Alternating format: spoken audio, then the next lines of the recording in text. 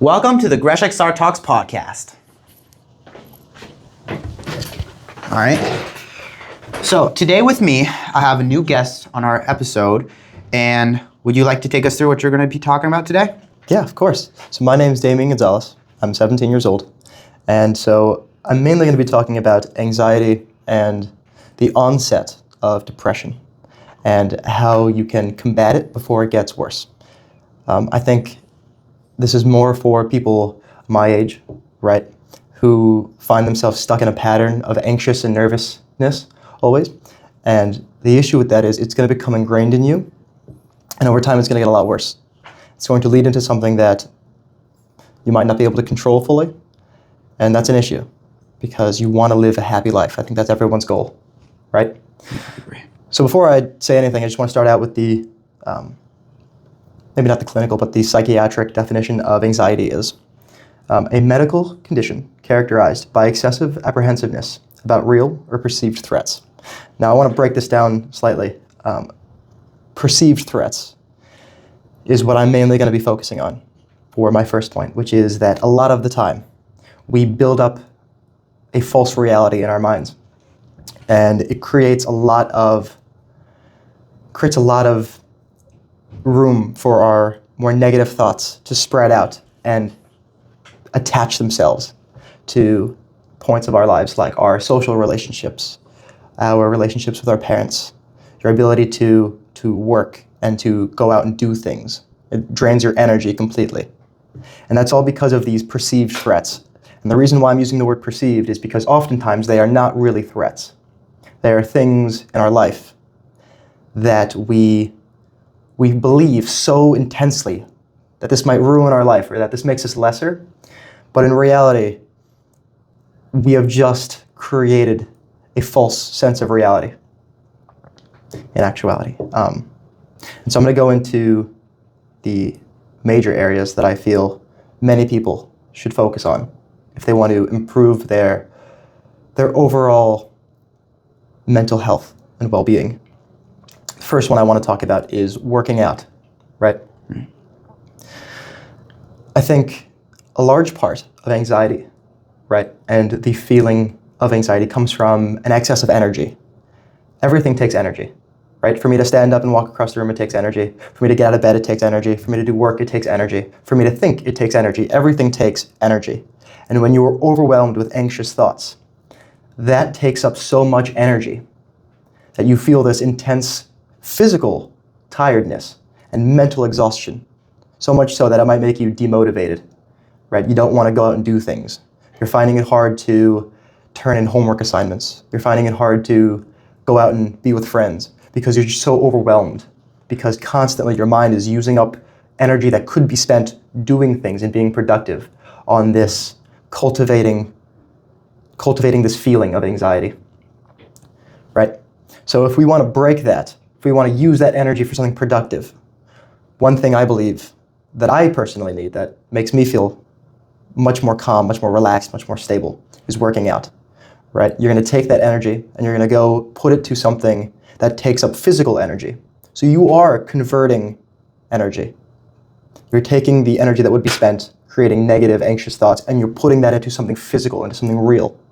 And then by the time you're done working out, you'll feel tired in a different sense. Tired because you've done something. Not tired because you're overwhelmed with the feeling of negativity, right? I'm going to say this a lot. This is a reoccurring point that I'm going to make, which is start small. You need to start small. For anyone listening who knows who Jordan Peterson is, I believe he's a psychiatrist or a psychologist. I don't know which one, but he was on Joe Rogan a handful of times. I don't know which episode he said this on specifically, but he was talking about the topic of child development, right? And he said that you should look at a child and say, okay, well, what is a goal we could throw at him or her that exceeds their current level of skill, but gives them a reasonable probability of success? What that means is, if I'm a person who doesn't work out, I don't do anything all day. If I'm a person who doesn't work out, if I do nothing all day, right, and then I am motivated by this podcast or I'm motivated by a YouTube short I saw of some guy doing push-ups, whatever it is, and I go, you know what? I'm just going to wake up every day. I'm going to go to the gym for 2 hours. I'm going to run 8 miles before I go to bed. I'm going to do all this stuff. It's not sustainable. And I'm really sorry to say this, but you will fail at it. You've set the goal too high. You're going from 0 to 100, and you're going to lose motivation. And worse off than that, you're going to build it into your mind. It's going to be an ingrained habit, an ingrained thought that the goals I set are goals that I can't meet. And that's going to heavily deteriorate your sense of self-worth and your sense of self-confidence. So you need to look at where you are, honestly, and it's okay wherever you are. It's not a big deal to be behind.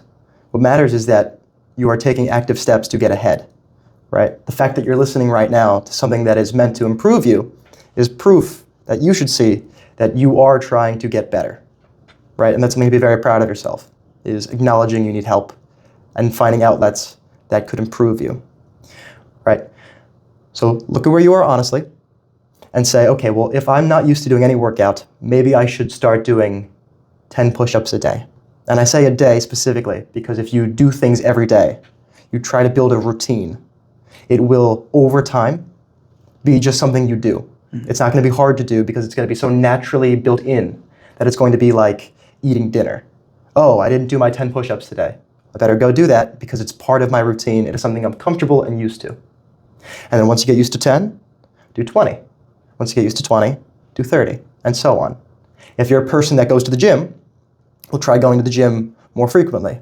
Set a time in the morning, or maybe at night, depending on your schedule, we could go to the gym. What I'm saying is, let's say you go to the gym, okay, and you kill yourself and you work hard. That's great. But acknowledge that is not every single day. There will be days where you feel no motivation, where you do not want to do anything. Everyone feels this way. Everyone. It is not something wrong with you. It is just being human. And what I want you to do is start building discipline. Motivation is really powerful. It's what gets us into the momentum of doing things, but it is not sustainable. It just isn't. Discipline is what will carry you through the times where you feel no motivation. That is your most powerful tool. And with daily repetition of habits, you will build discipline, right? So if you have a day, you wake up, I say, I don't want to do anything right now.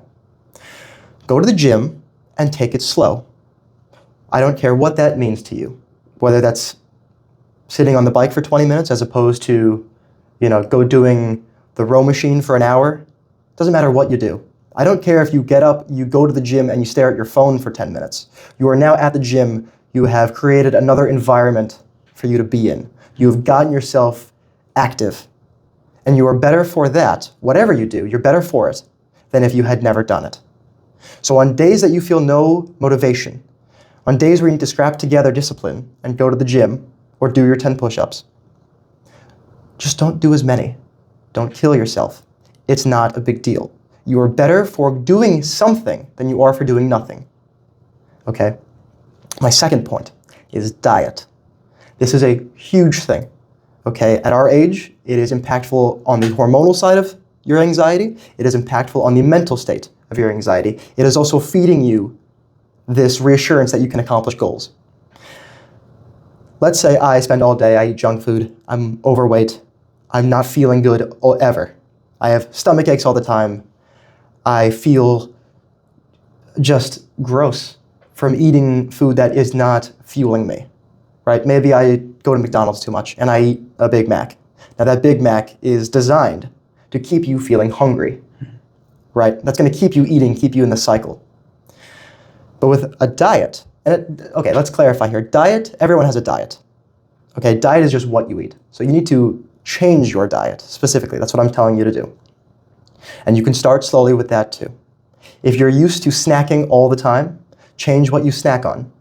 If you love candy and you like sweet, sugary things, okay, well, maybe it's not great for me to go out and buy a bag of candy, but I can go out and buy some grapes. It's just as sugary. It might actually be the same sugar content as a piece of candy, but it is better, right? Yeah, it's good sugar. Yeah. It's sugar that'll fuel your body for lengths of time that won't just be a high then a crash. Right. You're also now slowly incorporating this new diet into your daily life in some way. So now Now that we've started on grapes, maybe we could go to a less sugar fruit, go to blackberries. Or maybe from there we could go to no snacking, and you can just do solitary meals, breakfast, lunch, and dinner, right? If your dinner typically is a hamburger from Wendy's, well, maybe on a few nights, you can go to the grocery store, you can get ground beef, you can get lettuce, you can get tomato, you can get onion, whatever you have on your hamburger, and you can make it yourself. It's the same thing, but now you've accomplished something, right? You've put effort into making this thing. You have an outlet, okay? And the product that you're creating is healthier for you and will make you feel better. These are now two things that have come from changing your diet that are now improving you. So it's a huge deal. Diet is big.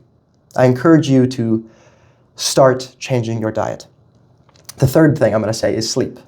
Sleep is very important. It really is. If you feel very tired often, if maybe you get 4 hours of sleep, 5 hours of sleep, 6 hours of sleep, that's not enough. It's not enough to sustain you and give you enough energy to fuel you through your day.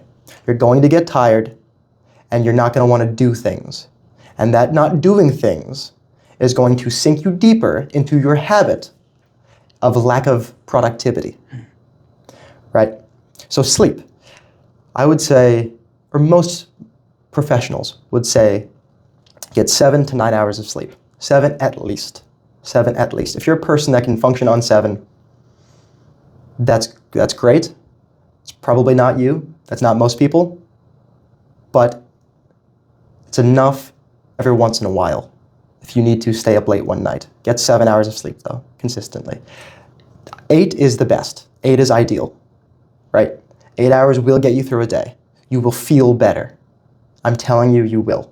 You'll have enough energy to meet the required energy of working out, to meet the required energy that it takes to maybe go to the grocery store and buy better food and make that food. You're going to meet your daily energy need with 8 hours of sleep.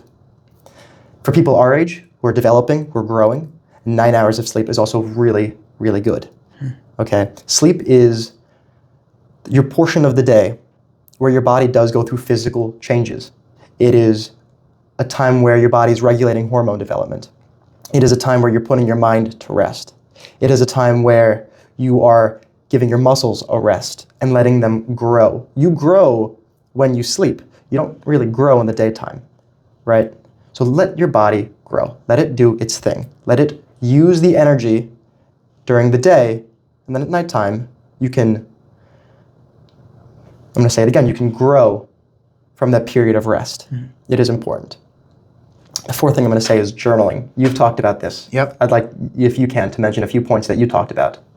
So, I mean, for me, journaling is a very important part in planning the ideas that you have for the day, just jotting down, brainstorming, whatever it may be. I have a journal that I put all my workouts in that really helps me stay organized when I want to go to the gym and I don't know what to do.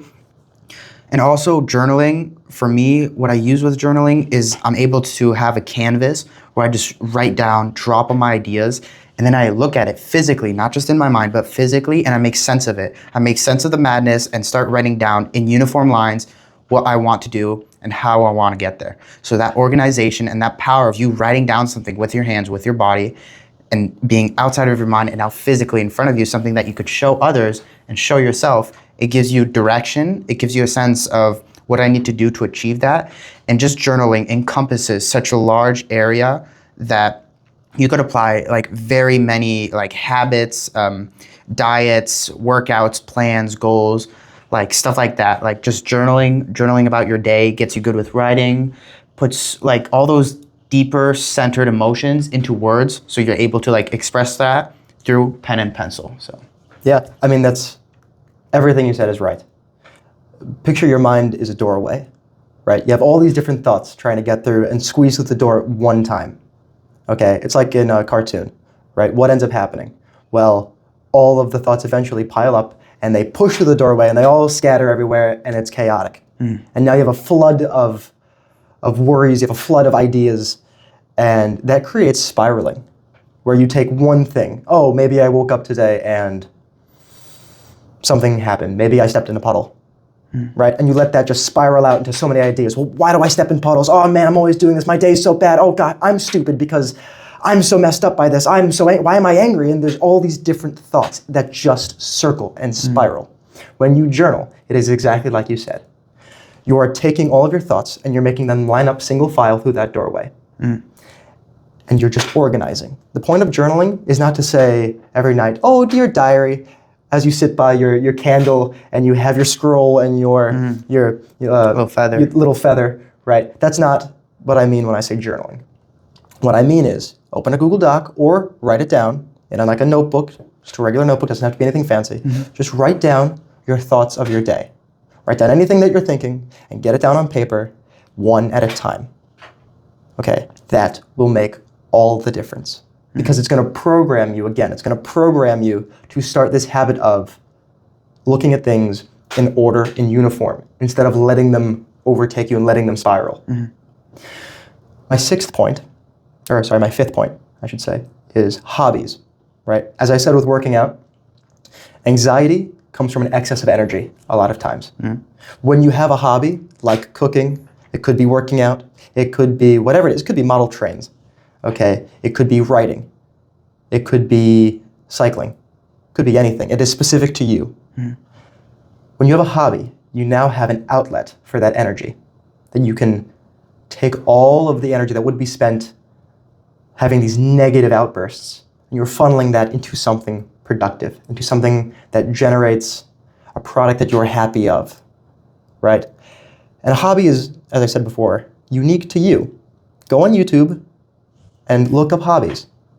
Maybe go to your library and look at some books on different topics and see which one interests you.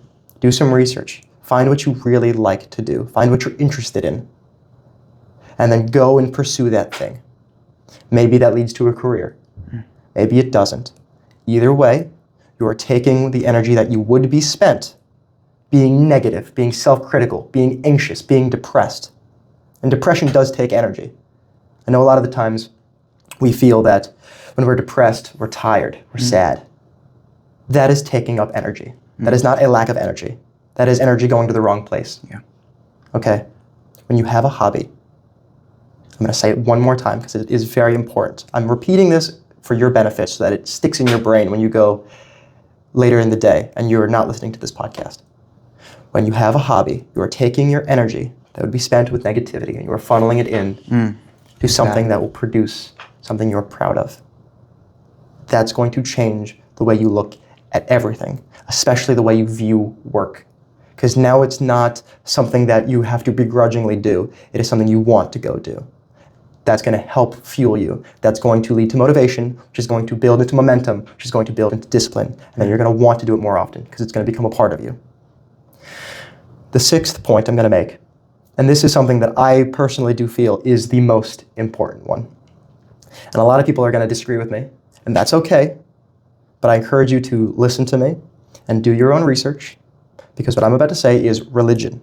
It is a big, big point of mine. I am religious. I am a Christian, right? I believe there is one God, and I believe in Jesus Christ. Now that is something that is fundamental to me, right? I try my hardest, and I fail.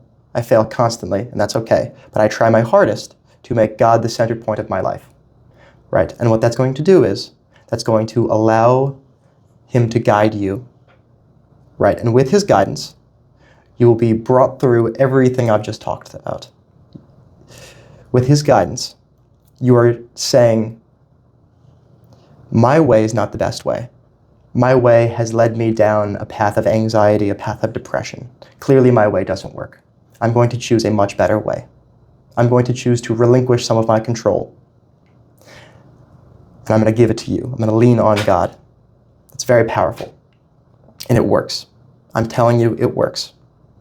Do research. Don't take my word for it. I'm not saying blindly trust me. Don't blindly trust anything, for that matter. But do research.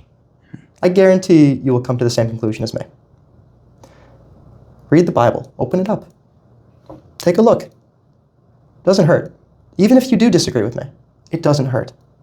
I'm not saying this because I'm trying to spread some sort of negativity, or I'm trying to spread some ideology or agenda. I'm saying this because it helps me. So that's all I can recommend to you because I know it works. Tony Robbins, he has a famous quote that I really like. The quality of your life is directly related to how much uncertainty you can comfortably handle.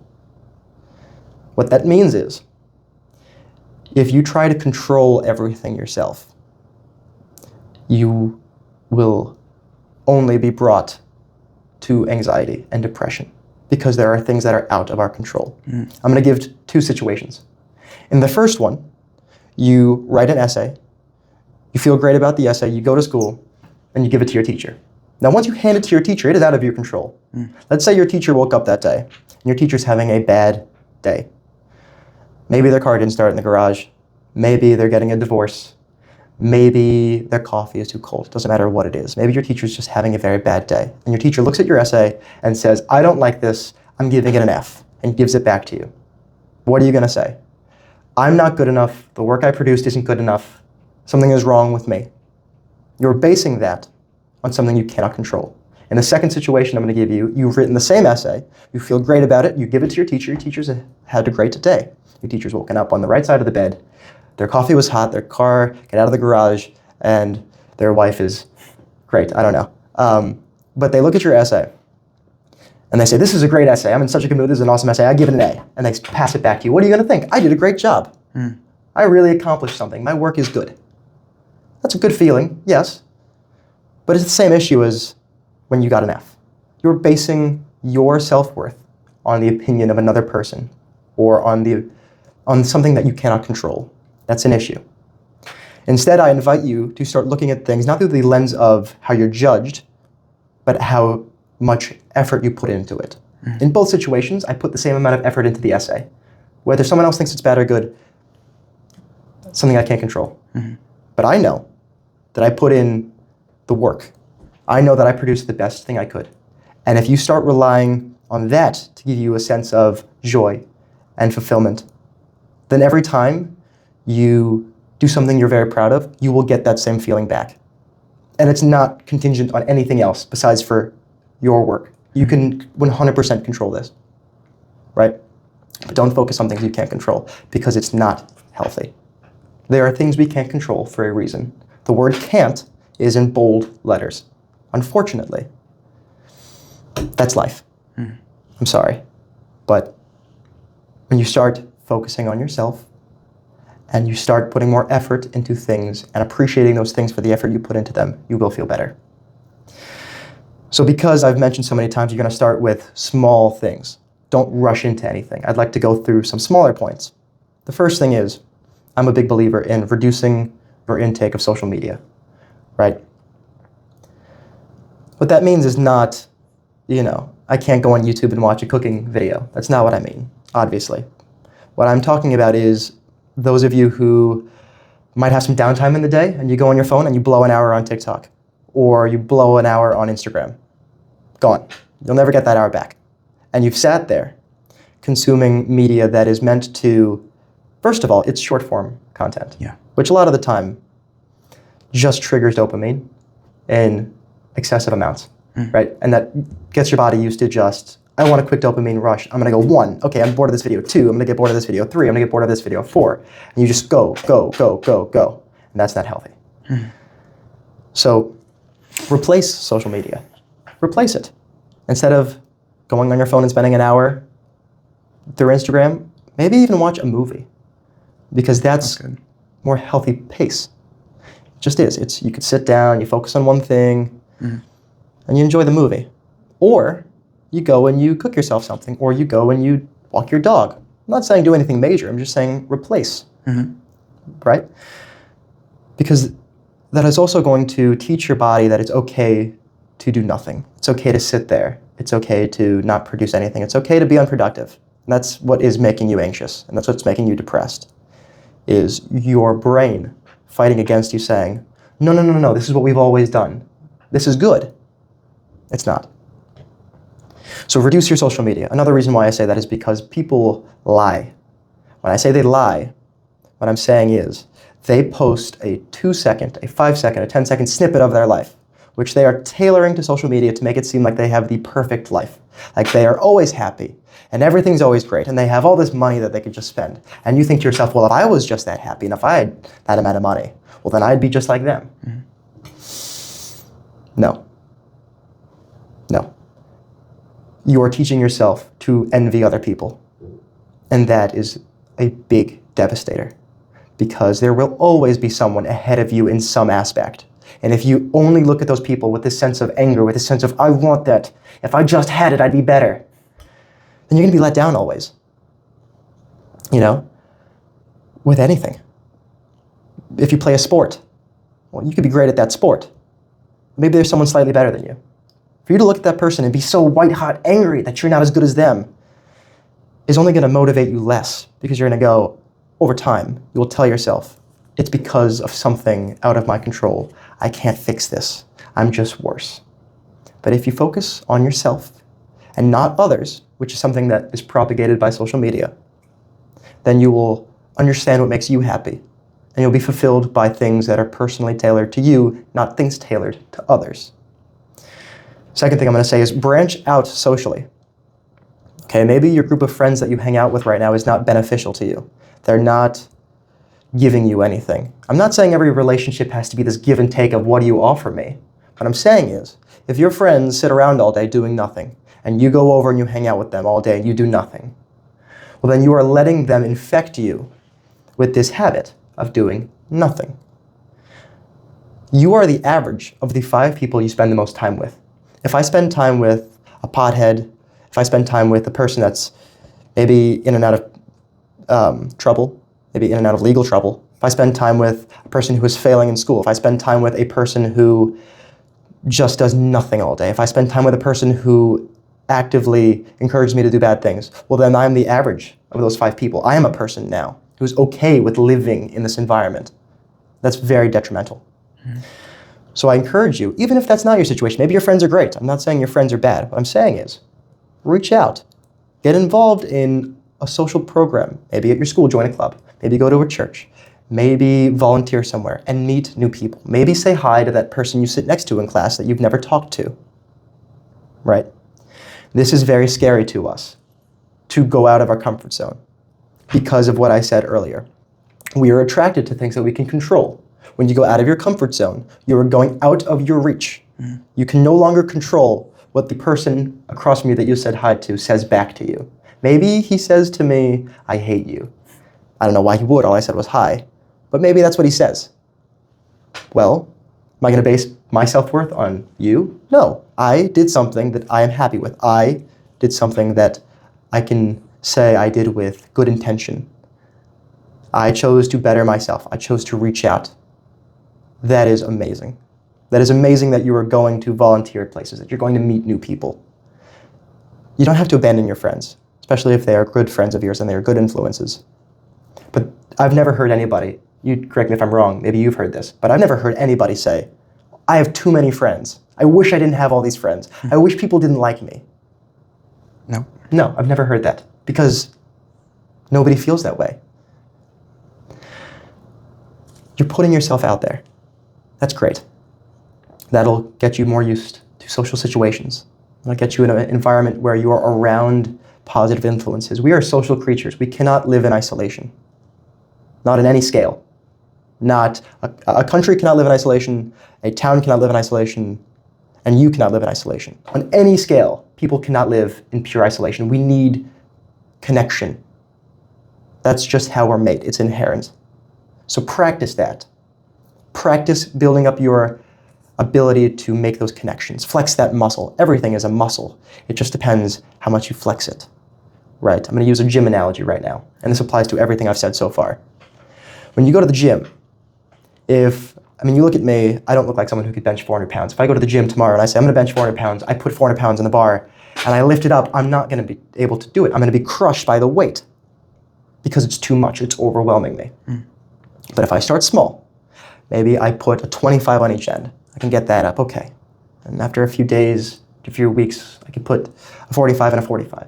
I can get that up, and then I can put 2 45s, and then I can put 3, and then I can put 4. I can keep exponentially growing because I started small at a place that is obtainable. at a place that is reasonable for me. It's unique to everybody. That place is unique to everybody. At a place that is reasonable for you, and you're building that muscle. You are strengthening that muscle. And over time, it's not going to be instant, but over time, you will feel better, and you will be good at that thing you are trying to be good at. Number 3, building a routine. If your day is like your mind, then you want structure. Because anxiety is a slurry of thoughts. And if your day is a slurry of just things that happen, no particular order, no particular rhyme or reason, they are just things that happen because they do, well, then you're going to feel chaotic. You're going to feel overwhelmed. You're going to feel like maybe you push everything to the last second, right? Without a structure, I can use it as an excuse to say, well, I'm not going to start that project because maybe I don't have enough time right now. I only have an hour of free time. This project takes 2 hours. I'm going to do it later. And now I've pushed that back. And now I've pushed something else back. Or maybe someone's asking me to do something. And so now I'm taking time out of my day that I could be spent doing on something productive for me. I'm going to go help them out. I'm going to go do this and do that and do this and do that. And it's just chaotic. And at the end of the day, you're left there going, did I do anything I wanted to do? Did I do anything productive? Did I accomplish something real of substance? Maybe, but also probably not. Most days, probably not. But if you structure your day, you say, I'm going to wake up at this time consistently every day. I'm going to wake up and make myself coffee. I'm going to make myself breakfast. I'm going to go to the gym. I'm going to come back. I'm going to dedicate an hour to studying for this or an hour of work at this. I'm going to take a 10-minute break. I'm going to come back to it after another hour. After that, that's when I go do my laundry. It's when I clean my room, whatever it is. And then I'm going to go do something for me. I'm going to go put my mind at rest. I'm going to go watch a movie. I'm going to go put on a few episodes of a TV show I like. Maybe I'm going to go meet up with a friend at a restaurant, and we're just going to hang out, we're going to talk, we're going to be social. You've structured your day now, you've structured your mind, and you're going to feel better for that. Because you're going to be at the end of the day, and you're going to say to yourself, wow, I did something, I produced something that I wanted to do. Right? All these things are not meant to be, they're not meant to be things that you have no motivation to do. All of these things you should, at some point, at some level, want to do them because they're fun, or you just have this need to go do it, you know? So building a routine, when you do things intentionally, is leading you to just build an environment where you can be proud of yourself and of the work you did. It's going to make it so much easier for you, I promise. The smallest thing, this is what I encourage you to start with. The smallest possible thing you can do is make your bed. Tell yourself right now, I'm going to make my bed in the morning. You wake up, you make your bed, you go do whatever. Maybe you don't do any of the things I just told you about, but you made your bed. Well, then no matter what day you had, you can come back to a well-made bed, and that makes a difference. It does. It is something that is irrefutable. You can definitely say, I did this because it makes me feel good. I did this because it is productive. And it's small. It takes barely any effort. So start there if you can start nowhere else. I listened to a speech by a person named William H. McRaven. He is a Navy SEAL. He's a Navy SEAL commander, I believe. He's very high ranking. And he was giving a speech at the 2014 graduating class ceremony of the University of Texas. And he talked a lot about the benefits of doing small things, starting small, making your bed, and the impact that that can make. He talked a lot about how it doesn't matter who you are, it doesn't matter where you come from, it doesn't matter if you're a guy or a girl, it doesn't matter how old you are. If you can start somewhere, that will lead to a deeper connection with a goal that you want to achieve. You know, if I want to, it sounds a little silly, but there's a common phrase. How do you eat an elephant? One bite at a time, right? If you try to do this huge thing in one go, it's impossible. I can't eat an entire elephant at one point. But I can cut it up. I can take it one bite. I can do things one step at a time. I can make my bed one day at a time. I can eat one healthy meal at a time. I can work out consistently. I can journal at the end of my day consistently. I can dedicate some time to maybe reading, if that's your hobby, consistently. I can do things that are going to be productive to me, little by little by little, not all at once. If I wake up tomorrow and I'm going to say, I'm going to go find a hobby, I'm going to go change my diet, I'm going to go work out, I'm going to go do this, that is too many things. And that will overwhelm you. So start small. That's my main point to all of this. Right? I'm not saying don't have a large goal. In fact, I encourage you to have a large goal. Think of yourself years from now. Where do you want to be? Who's a person that you could look at and you could say, wow, that is a well-developed person. That person has their stuff together. I'm proud of that guy or that girl. I'm proud of them. That's you. So how do you get there? By keeping that in mind and doing small things that eventually will build you into that person. Through consistency, through hard work, through discipline, you will get there. You will. So I encourage you to start small and go after it. Anything you would like to say? No, you summed it very well. I think the viewers will find this information very valuable, and I want to thank you for your time. Thank you. Thank you very much for being on the podcast. Thank you. Follow for more.